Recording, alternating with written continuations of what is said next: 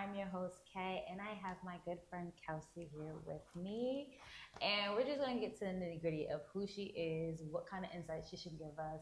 And, we're always going to start off with our libation of choice. Today we are drinking rose. This is a special bottle because my friend gave it to me as a gift with starting my podcast. But Kels, go ahead while I pour us up. Give us a little intro about yourself. Sure. Well, I'm Kelsey. Thank you for the introduction. I born and raised Teaneck, New Jersey, um, and currently in the field of public relations. I work in sports and working in the sports industry my entire career. Um, Really, I think the impetus of that is wanting to make sure I was helping people, particularly athletes, um, effectively kind of show up into the world as who they really want to be versus just being looked at as just the guys on the field or women on the court, whatever that looks like for them, and help them leverage that opportunity and the platform that they have to really do what they want with it and leverage that. So currently working at the NBA, doing some of that work, been at a number of larger brands as well, kind of doing that same work, but really trying to just move into my next next path of my life and figuring out where that's going to take me. I just turned 30, so trying to figure out, trying to figure out, okay, what else is out there for me? Mm-hmm. What is the path to additional fulfillment? What does that look like? What are some hobbies that I want to get into? Yeah. I feel like when we're younger, we're always just focused on career, and I'm just like, I need some hobbies. So something that makes you happy. Yeah. So lately, I've been really into flower arrangements. Ooh, I don't know. All of a sudden, it just that's a different type of joy. Yeah. That cause just putting it together and making it look nice, knowing how it's gonna blossom inside the house. I love that. Yeah. So that's where I'm at. Okay. Yeah. Okay. Well, let's cheers. Cheers to 30, but also cheers to new things. Yes, to new things, new adventures. Ooh, that's pretty good. Yeah, and it's not too sweet either. Mm-mm. That's great. Love a not sweet wine. Okay, so let's talk about your personal journey and your career. What took to get there? Like, what steps did you have to, bring to the table? Like, what sacrifices did you have to go through? I think for me, I don't think about the journey or the path as like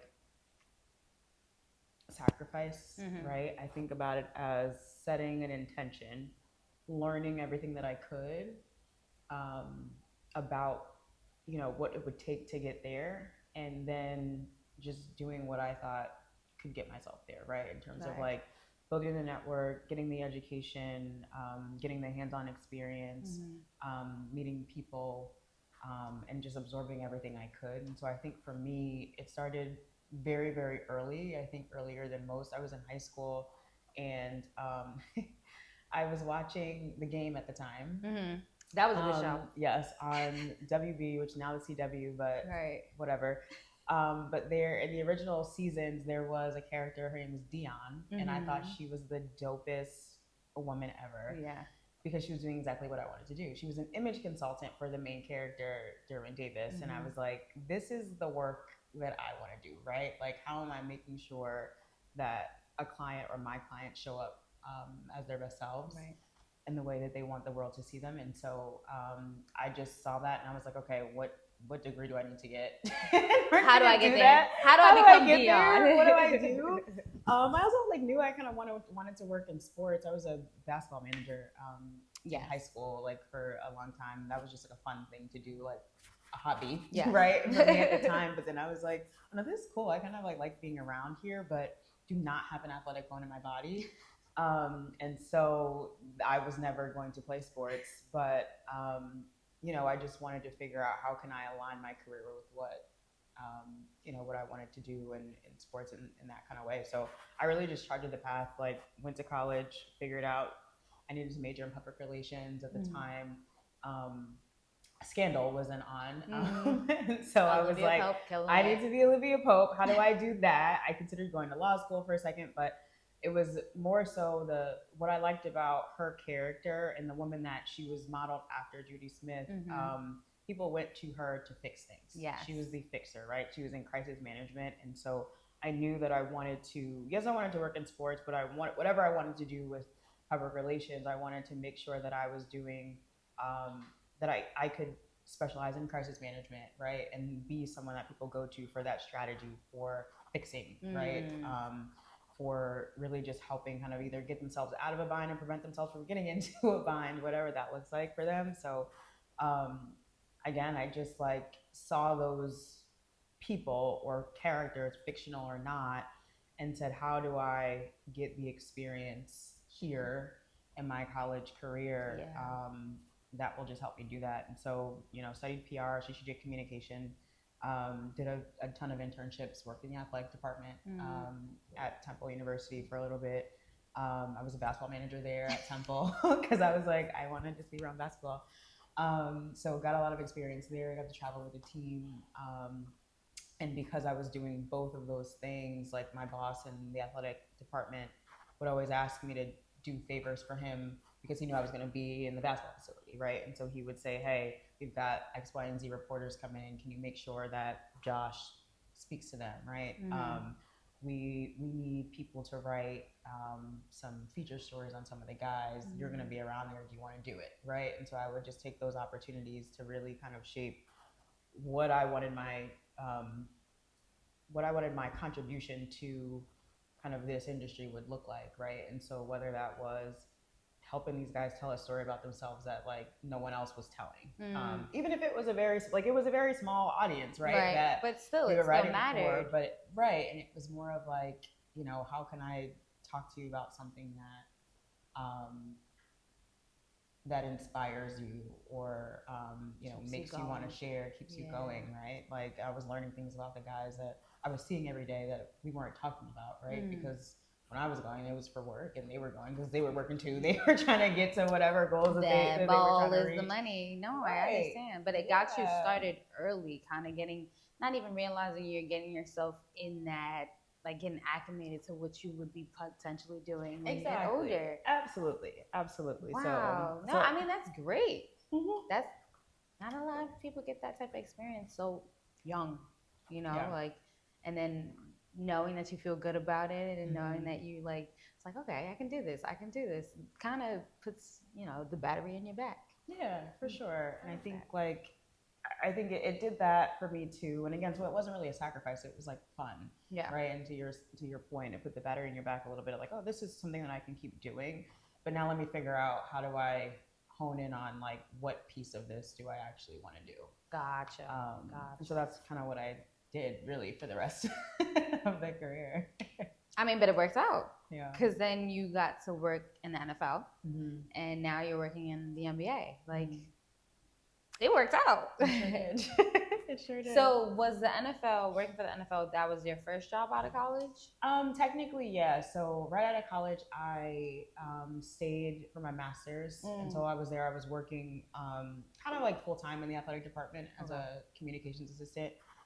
So I was responsible for, basically what the role is called now is a sports information director, but I had a few teams like that I was responsible for in terms of communications, maintaining the website, writing like pregame, postgame previews or pre-match, whatever that looked like. Gotcha. So I had the track team, I had cross country, I had women's gymnastics, I had men's soccer, and then would help out with like other things here and there.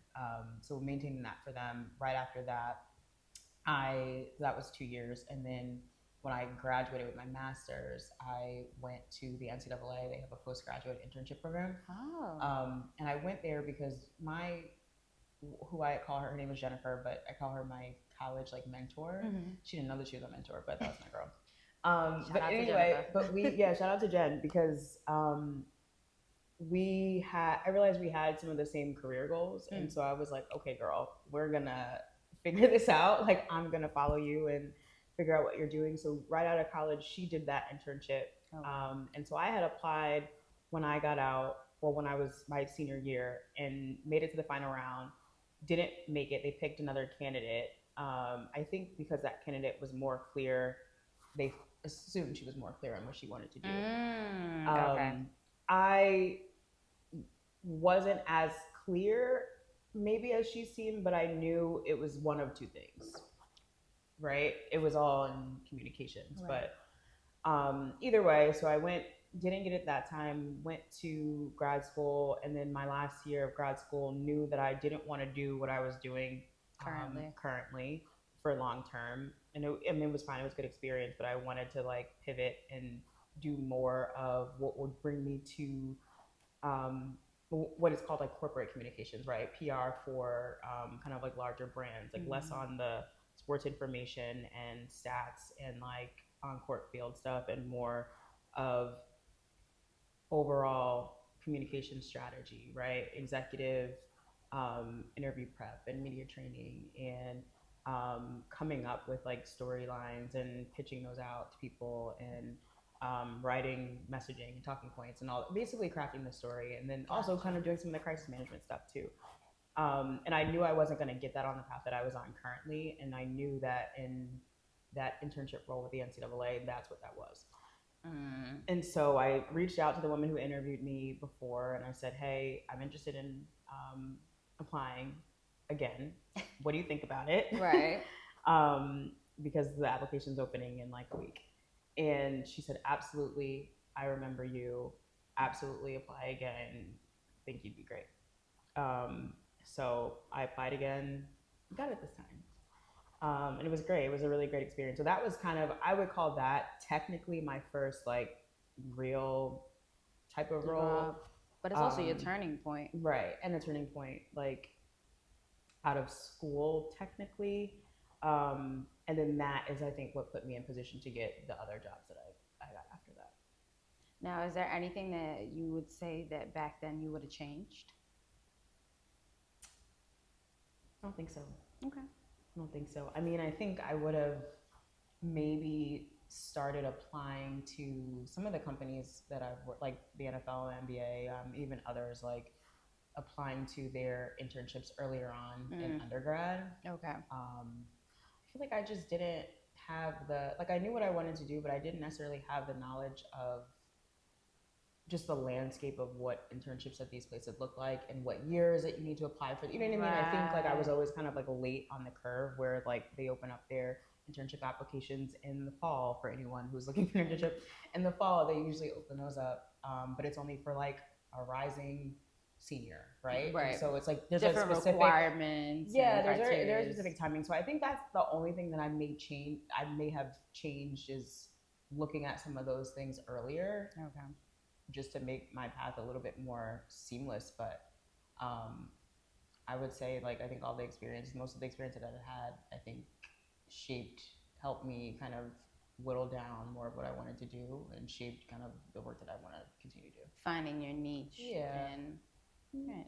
Now, currently you're working in DEI for the NBA, correct? So communications, in my role, we're kind of split up like a PR agency. So Gotcha. Yeah, so I support a number of different departments, and diversity and inclusion is one of the departments that I support from a PR standpoint. Now, how is that going? It's cool. it's interesting. I've been there for like 3.5 years now, and I've shifted my focus a little bit over the course of these 3.5 years. But I've kept the diversity and inclusion beat, if you will. We recently got a new chief diversity and inclusion officer. She'll be here 2 years, I think, in February, and she's been great in terms of, I think, my growth, because she, a Black woman, she's dope. But I think we hit it off immediately, and I learned that in my career, as much as you can do from a PR standpoint, as much as you can do to provide value to the executives that you're working with, I think the more that you'll be brought into things, the more that they'll kind of seek you for counsel. You kind of have to be able to build that trust. And so I think for me, it's been a pleasure being able to work with her, but it's only kind of just a testament to like the journey that I've been on in just terms of learning that, right? And learning how different people work. What do they need? How do you show up immediately and show value when they get there, or when you get there, right? When you're first kind of introduced to them. But it's been interesting. I've been able to work on a ton of really cool projects, travel a lot, Yeah. probably more than I have ever expected. Working there, have been places that I didn't think that I would go for very long periods of time. But it's been great. It's been really good.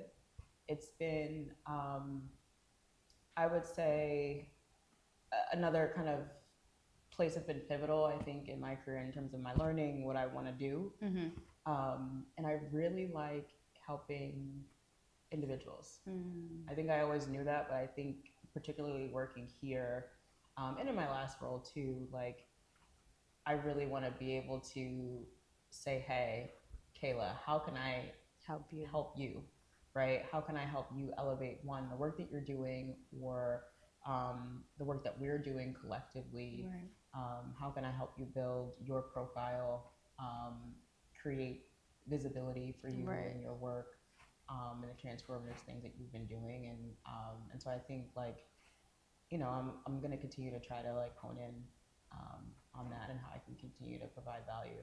I think that's great. Yeah. It's not easy to say that, hey, I want to work with people, right? Mhm. Because some people avoid it as much as possible. Yeah. I get it. I'm an introvert. So. Right. And it's like when you get that moment of saying, this is what I want and this is fulfilling my purpose, I think that is such a great feeling. But I like to see it on Black women so much because we don't normally get that, right? Right. We normally have to take on these stereotypical jobs or do things that just are sustainable or just pays the bills compared to doing something that you genuinely want to do. So it's great to hear that this is something that's like firing your belly. I like that. All right, so what is the next steps for you? Like, what is something that you would love to see you doing in the future? That's a great question. I'm in the process of figuring it out. Oh, okay. Very much trying to figure it out. I think over the last year, I've been separate, from work. I think more personally trying to figure out what is going to keep me fulfilled, like for a long period of time. Right. What's going to make me happy? What are some of the things that I need, like in my life, or that I feel like is really important? I think like over the past 4 years now, I guess, since the pandemic era, I think like a lot of us have started to really just start thinking about and internalizing what's really important, right, in life, and what do I need. I was just talking to my therapist about this yesterday of like, what maybe there's a different schedule that works better for my lifestyle. You know what I mean? Or the lifestyle that I want to live or that I want to see myself live, right? Maybe she is talking to the person that speaks on this the most. I don't play that. Like, you have to, you as a human, you as a woman, you as a person in society, you have to do things that are right for you. I became a person that was like a workaholic, and I didn't mind it, but I didn't realize what it was actually entailing and what it was like, what I was taking away from. And it was really because I didn't want to deal with my own emotions, so I would bury myself in work. And then when I realized, actually, when I met your friend, oh, by the way, Kelsey is my boyfriend's friend from childhood. But he was just like, I was working Sundays. I was working 6 days a week. And he one day was like, why are you doing this? And I was like, because it's part of my job. And he was just like, but like everybody else gets 2 days and you give yourself 1. Why? Yeah. And I was just like, it didn't hit me until I was like, wait, what? Like, why am I doing this? Why am I sacrificing an entire day for somebody that might not show up, right? Or to deal with nonsense, okay? So why not give myself the break that I need in order for me to continue to show up for everybody else the way I do? Yeah. I'm emptying my battery every single week instead of refueling it. And I was just like, okay. And I stopped working on weekends because it was not fair to my mind, my body, my family, that everybody gets 1 day with me, including myself. Right. So I got back to being very big on self-care. And that's why I pitch it all the time. Like I feel like I am pitching it like it's a brand thing to like my clients. Like self-care is so important. Mm-hmm. Like you said, like you want to show up for people, but like how are you going to do that if you're Absolutely. not okay? Absolutely. So you have to, moms, dads, everybody has to have that moment, whether if it's an hour, a day, 6 hours, whatever. But everybody deserves that. So you can be who you need to be instead of just, all right, this is what I hate that, well, I have to do this. I have to do this. No, you get to choose to do it. Right. And if you choose wisely, it's going to work in your favor. But the more load you put on yourself, it won't. Yeah, absolutely. Like I look at it like almost like, and again, because I'm an introvert, I have very, very clear examples of this because I need a lot more recharging and Yeah. you know what I mean, and like me time than most people. But I think about it as me and actually one of my coworkers, like we say this all the time because we're both introverts and one of our bosses is not. But we say this all the time of like, think of it as like a change purse, right? And your change purse, it gets to a point where your change purse is empty because you keep taking out quarters and dimes and to your last penny. Right. You keep taking them out, and it's empty. So you need to actually go home and recharge. Yep. Find all that change. Find some more change. I love that. You gotta find some more change. Like I even like thinking about it as a cup, right? Like if we filled this up and to the top, whether it's you filled being overwhelmed by whatever is happening in your life. Right. It could be work. It could be any type of stress. It could be, relationships. It could be whatever it is that you are kind of like bottling up and have not yet been able to release. And then you come over here and are saying, okay, but I need to dump this. I need to dump some more. It's overflowing. Right. The cup is overflowing. It's going to fall over. There's no more space. Yeah. Right. And so you need to be able to take time. Well, you need to take time to recharge and fill your own cup. You also need to take time to be able to release whatever, you know what I mean, is going on. Yeah. In your life and in your space or whatever at that time. And so I try to be a lot more intentional now about taking that time. Like before I didn't need it. I don't know. You were young. No one was thinking about it. No, not at all. But now I'm a lot more in tune with that, in tune with myself. I think it must just like come with like an age thing. It has to. I think like once you get like 25, clarity. It's like, should I be doing this? Right. You get more clarity about like what recharges you and what drains your energy, whether it's like a people or place or activity thing, right? You learn that about yourself. And so I'm these days more intentional about what that looks like. Right. And so I think what's next for me just will have a lot to do with that. I think most immediate next for me is just like really getting into those hobbies that I was talking about and like thinking about what that is. I think following that is just getting really, really clear on what I want my life to look like moving forward. And then it's figuring out, cool, okay, do I want to continue working for a large company and kind of rising through there and like using my energy that way? Or are there other opportunities? I think the beauty of my field, I think any field, just being young and, having a little bit of black girl magic, you can really just kind of do sprinkle it whatever you want. No, seriously. Right? And so you can do many things. You can do 2 things. You can do 3 things. But I think for me, it's just about like, where do I want to deposit my energy? Right. And then how do I want to be able to recharge and that kind of stuch. So like I said, I'm figuring it out. I don't know what's next. It's not.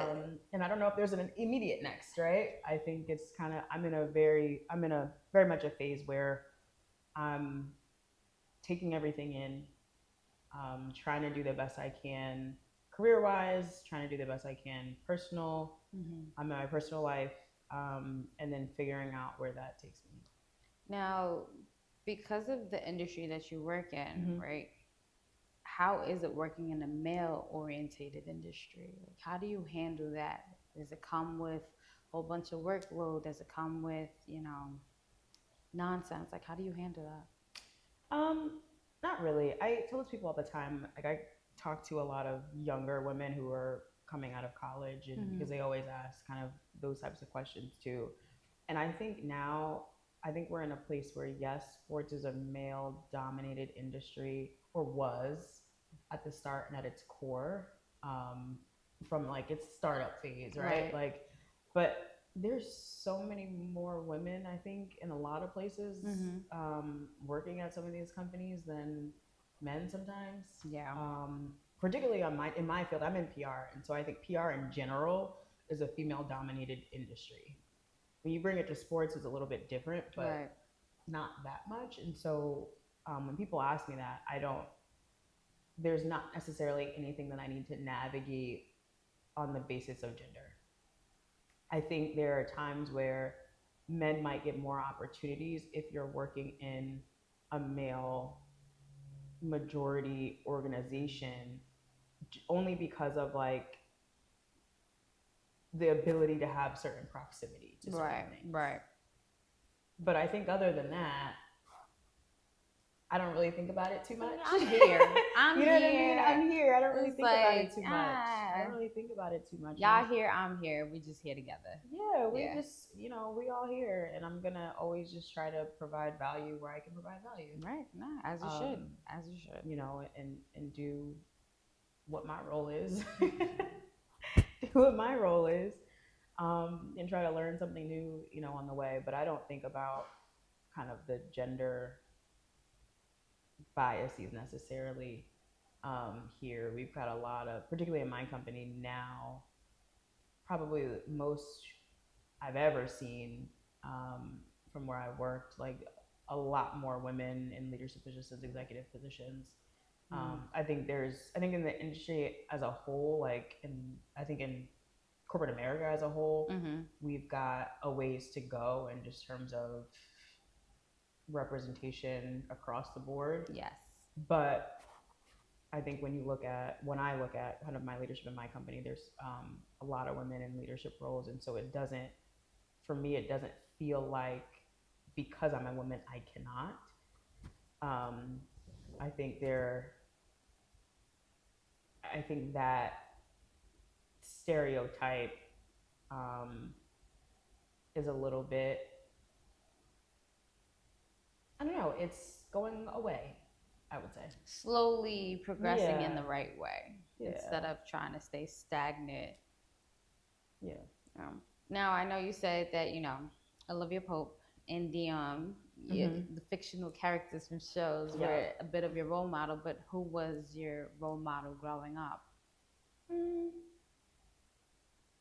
That's a great question. Because I thought about this too a little bit, and I don't know that I necessarily had one role, you know what I mean? Like role model that I said, okay, I want to do what this person is doing. Or I'm looking up to them and I have to do X, Y, and Z this way. I think I had a lot of people deposit in me in different ways growing up. And I'm thinking about one person in particular, my cousin Shauna, who loves to death. She is my oldest cousin, I think. Okay. I was gonna say my mom's side, but I think she's oldest in general. But when I was a kid, like she was to me like dope Black single woman, had her little career in the city, and so she, had her little apartment like near where we grew up. So she was giving bougie auntie vibes. Yeah, right. And she was just cool, and we would do sleepovers at her house. Like we would be watching Love and Basketball. Like we would do cool things. And I think not necessarily I think I was thinking about it in terms of a career perspective, that I don't think there's like one person from a career standpoint that I kind of looked up to or modeled a career after. But I think my cousin is one person just in life of like, okay, cool. Like I can do that. Right. And it's okay. So I think definitely her. And I think, even to this day, like her and I talked about it recently. She's an AK, so am I. I know. And she wanted to be an AKA originally because my mom, she's not a member, but my mom went to Howard University, and she had a bunch of friends, I think, back home that were members. And I guess one weekend or whenever it was, Shauna, my cousin, went to visit my mom at school because they're like closer in age. And she said she saw them on the yard, she was like, this is it, right? And she was like, this, and she always told me, she was like, your mom is like where it started for me. Like, I always wanted to embody that because that's the type of people that she brought me around. And then I always wanted it because I was like, well, I want to be like Shauna. And so even things like that for me really helped kind of shape who I thought, the type of person I thought I wanted to be. And so even when I was younger, the way that she would take me to do activities or have sleepovers or whatever, we were talking about it recently when we had lunch, that I have her niece and my other younger cousin who's 11 now. She was telling me, she was like, I kind of feel like this is the natural continuation of the way that you are now kind of like taking her under your wing, the way that she took you. Yeah. So I think like that is what I would say is like the most maybe prominent role model, I think, in my younger years. I think afterwards, in terms of career, right? Like, I'm thinking about the fictional characters, right? Like, I'm thinking about just like other women that I come across with at school, my friend Jenny, like a number of other people. I think even now, like as we get older, we continue to have role models and people that like we want to be like, and so particularly in my field, you meet like so many of them, and I could name like a ton, right, of people, even just dope Black women that are in sports PR, women who aren't necessarily in PR, but they're doing kind of similar work, women who are leading diversity, equity, inclusion at large companies like mine, like. And so I think there's, like I said, there's so many people that I think have deposited in me in different ways throughout my life, which I'm incredibly thankful for. I think that's the best thing about being a woman, is that that's one thing we get to experience that I don't think men get to experience too much, is that like when we watch somebody glow themselves, right, we kind of find a way to embody that person a little bit by a little bit. Yeah. And like you said, we get these little deposits of the different people that have come into our lives and made positive impacts. So it's like you get to have, once again, the coins. Like you get to go, okay, I got this one and I got that one and I got this one.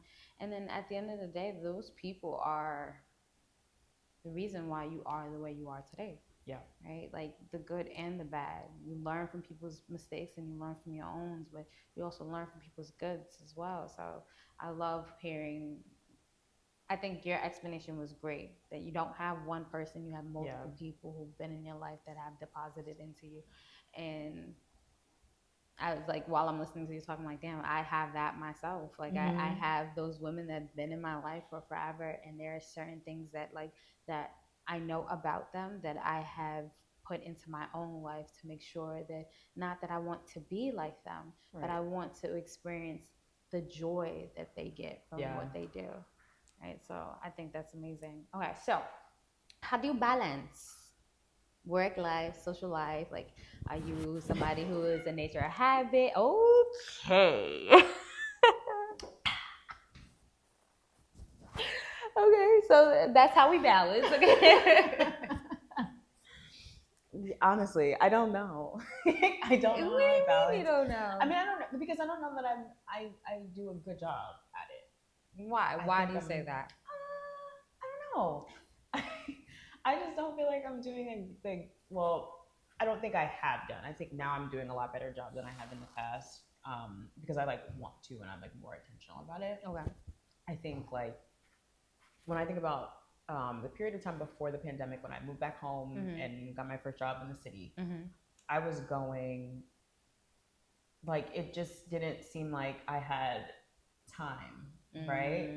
But not because of necessarily like work. Like I was still going to do fun stuff, but it just felt like I was getting up early, getting on the bus, going to the city, leaving work, getting on the bus back home, coming back home, and just like plopping on the bed and going to bed. My mom has this, she used to send me this meme, and it was of, I think it was of Princess Tiana from Princess and the Frog, but it was like, it looked like she had a long day at the restaurant and was just flopped on the bed, and she would always send me like, this is you when you come home from work. And I'm like, it is, because I'm just like, it's just an exhausting. You're on a go constantly. Yeah, it's just like an exhausting like week of just like the travel and getting there and like doing stuff. Not that it wasn't like fun or fulfilling or whatever. It just like, so I don't know that I was like doing everything I needed to be doing. Gotcha. Right? Like, was I tapping in enough with friends? Was I like dating? I don't know. No, like, you know what I mean? Like what was I doing? I think now I do a better job at it. Okay. And I think now is kind of why you hear me say I'm trying to figure out, okay, what are like the hobbies that I want to try to explore? Because you now have found time. Yeah, and not even that I found the time. I'm just like making the time. You know, I'm making the time, and gotta make time. And I think it just has to do with like the pandemic, and we had to slow down a little bit. I think that was honestly as yes. crappy yes. as it was. Yes.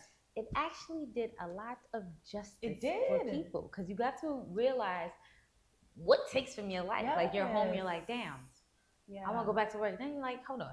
Like, I don't. Hold on. I don't think I want to go back. Yeah. And it was an eye opener to a lot of people of like how much their job takes from them, and how easily you can be replaced. But like, what you really need from yourself. Like a lot of people didn't end up going back to work, and it was just like either by choice or like was just like made it all right, well, I don't have to come in because I know I can do my job from home, so why am I traveling into work? So the pandemic did do some justice, right? And I say that all the time, and I agree. I think people like think COVID, right? No, seriously, but like I think that was probably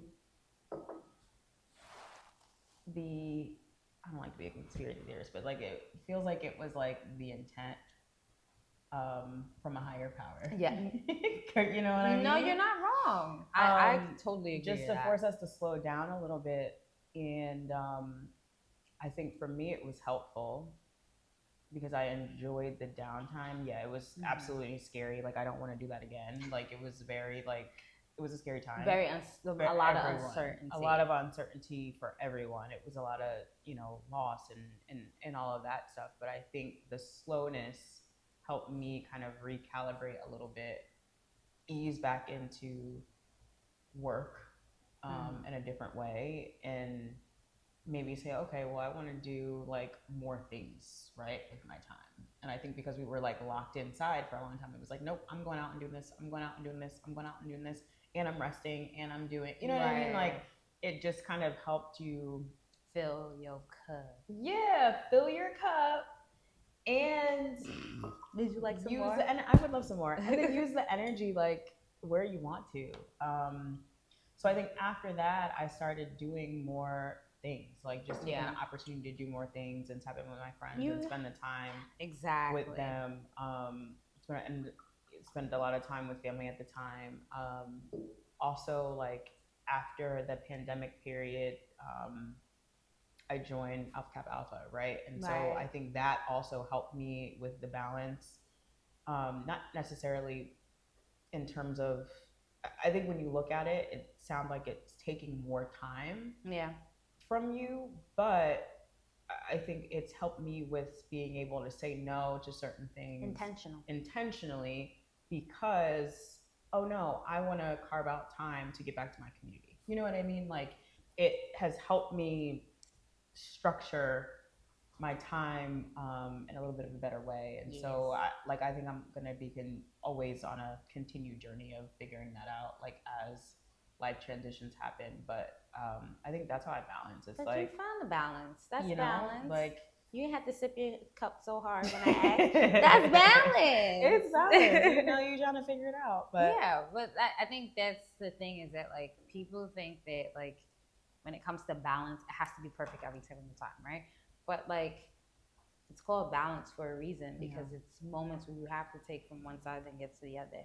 It's adjustments with those balances. So you're always going to be going through that figuring out. Yeah. It's never going to be like, all right, this is it and that's that. And it's like, but you might have a baby, or you know, your job career might change a little bit, and it means that you have to spend more time at home or spend more time at work. Like, there are things that you have to be willing to adjust with finding that balance. Yeah, absolutely. And that's what another thing that I'm learning in the same vein of balance is like, I used to get myself so like stressed and wound up. Let me sit yeah, like I know that way too well. You know what I mean? When you are trying to have this balance and you're trying to have this like schedule, and you're not like sticking to it and doing the things on that schedule, because you know that, at least for me, I know that I have this certain amount of window for me to recharge and do the thing. And so if the schedule is not going to be on schedule and I'm not going to have that time, now you upset. I'm upset. It's like, right. And so I realized, like, you don't need to stress yourself out in that way. No, you don't. Go with the flow. Give yourself grace. You know what I mean? Like, give yourself grace. Be able to go with the flow a little bit more. Right. And if you can't do one of the things because it takes away your time, oh well, you don't have to do it. You don't have to do it. So, like, another thing on the journey is just kind of like relax, like relaxation, ease. Like, that's kind of what I want to start moving myself into, is just ease. What helps you relax? Like, what is, like, if you wasn't here, because it's Sunday, if you wasn't here, what would you be doing to relax, to recharge, to get ready for the next day? I probably would have went to the gym, and then come home. I did my grocery shopping already on Friday, because normally I had this week off, but normally I would be doing grocery shopping on a Sunday. Took that off the plate because I was like, you don't need to be doing too much. I would be running to my local flower shop to get myself some flowers for the week because I like to have fresh flowers in my space. I hope you know you're going to make an arrangement now. Yeah, okay. I'm going to. And so I just, you know, I like to feel like I have that freshness in my space. So grab some flowers, come home, probably arrange those flowers, or if they're just like single stems, just put them in a vase, get myself set there, do like a meal prep for the week, wash my hair, and watch a show, and just like wind down, decompress, wind down. You know what I mean? Like, that's it.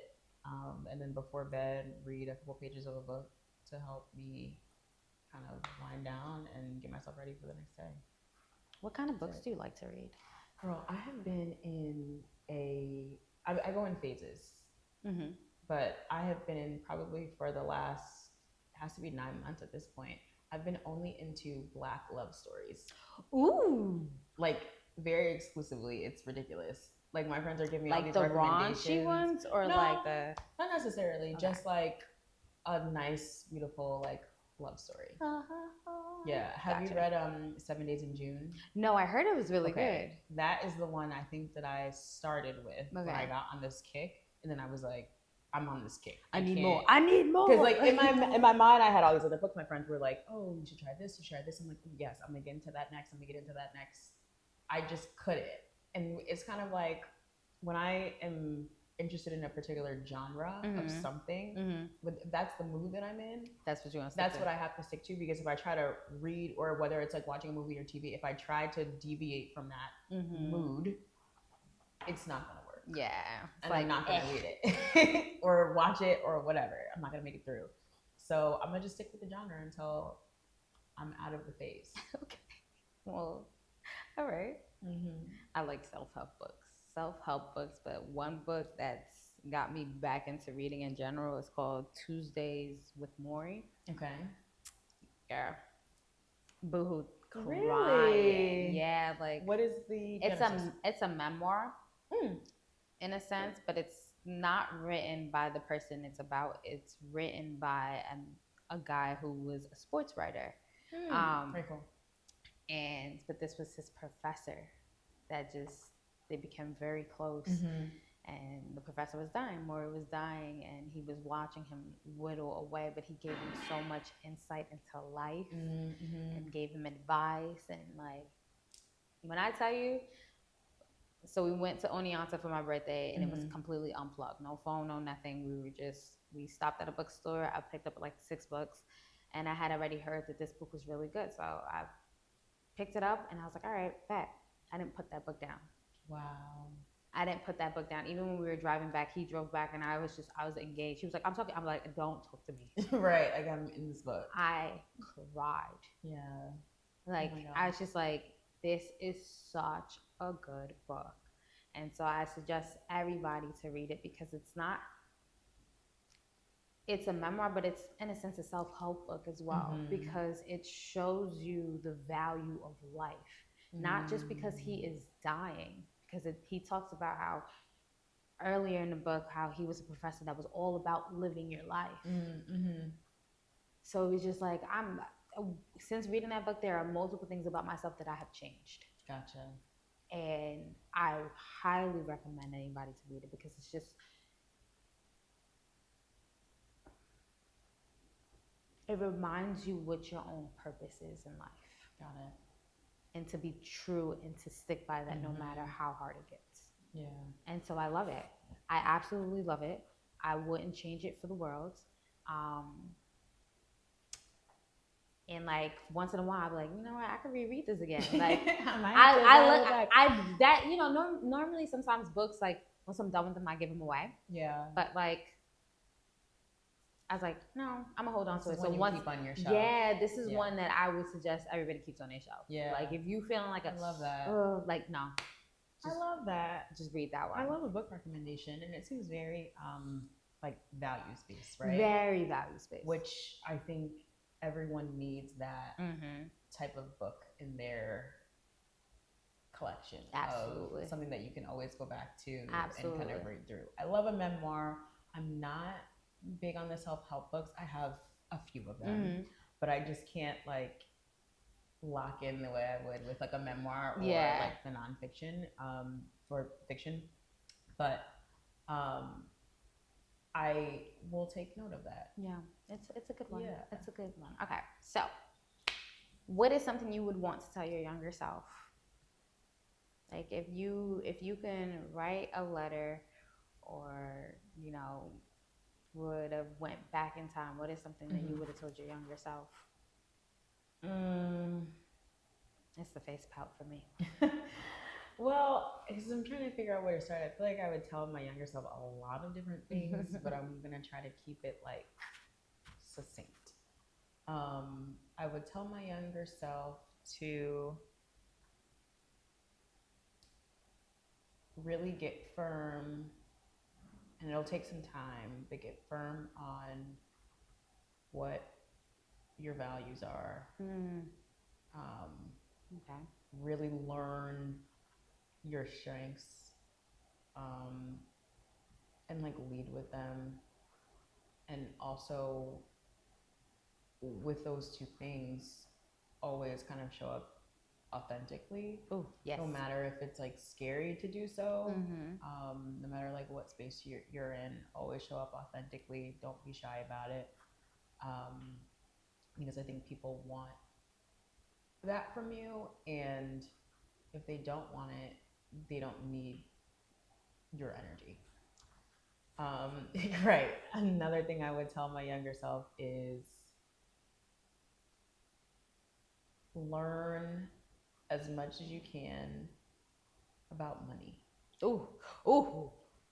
I think in the Black community, we don't spend enough time teaching our children. teaching value ourselves of money. about that. Yeah. And so I would tell my younger self, like, I would actually really like learn as much as you can about it. Learn as much as you can about it. Start practicing with it, right? Like, so that you, and then defining for yourself what you want your journey or like life to look like. Very high level. I think when you're younger, you have no idea. You can make things up. But just in terms of like, what do you want to be able to do?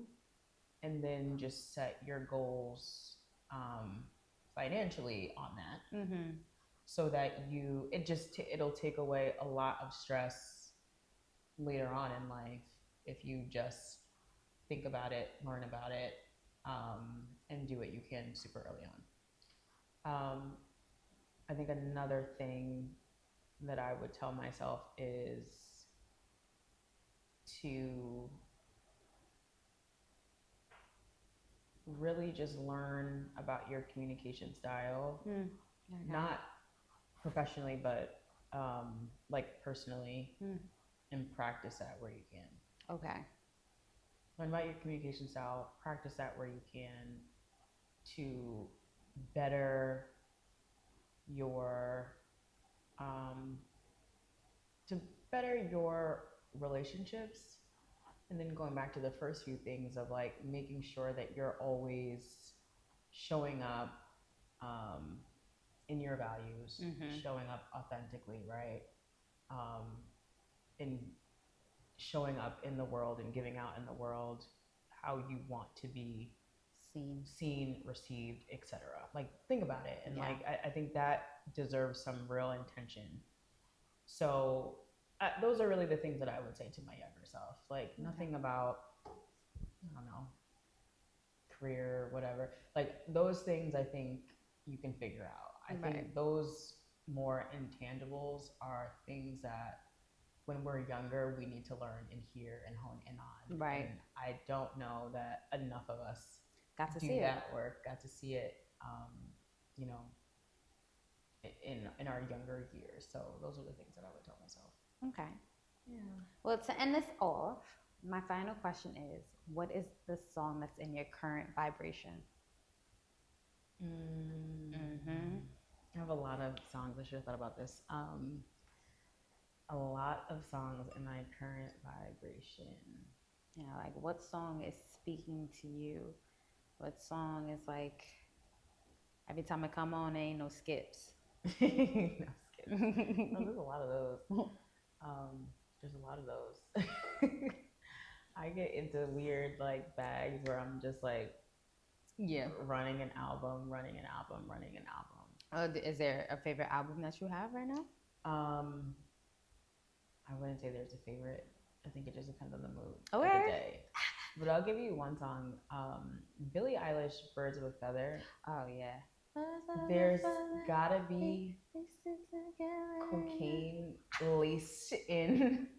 Like there's gotta be some like sonic like sound. It's like there's gotta be like, what is that? What is it called? You know how like there are things like under, like layered under like songs, and it's like hypnosis. Yes. There's gotta be the sound waves hypnotizing the crap out of you. Because I'll tell you, and this was even a while ago, but like anytime I put this song on, this is how I feel. Like literally in June, I was driving to my friend's bridal shower in Rhode Island, so like long drive for probably an hour and a half of my ride. But I couldn't, like, I wasn't thinking.